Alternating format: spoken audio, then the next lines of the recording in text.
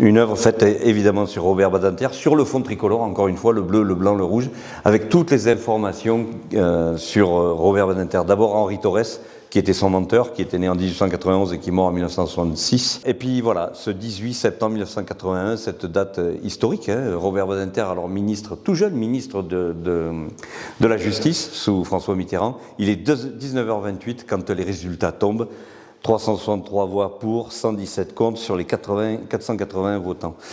Demain, les pages sanglantes de notre justice seront tournées. Voilà la phrase que Robert Badinter était en train de prononcer au moment où cette photo a été prise. L'article 12 disparaîtra du code pénal. Tout condamné à mort aura la tête tranchée, ainsi que celui, le 26, tout condamné à mort aura la tête tranchée en place publique. C'était l'article 26 qui disparaîtra aussi. Voilà, le dernier pays de l'Union européenne de l'époque sera le dernier donc à abolir la peine de mort. Son discours a duré 1h30. À la suite, il sauvera la tête de 5 hommes. Voilà.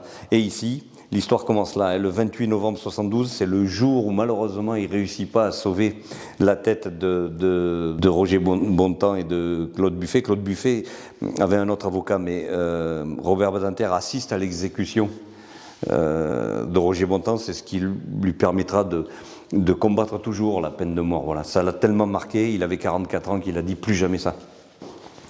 Voilà, ensuite on a évidemment le numéro de la loi qui porte le numéro 81-908, le 9 octobre 81 donc.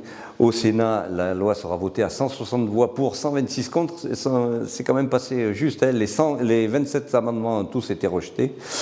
Voilà, Victor Hugo, Lamartine et Jean Jaurès, évidemment, c'était ces grandes figures qui ont combattu pour l'abolition de la peine de mort à leur époque.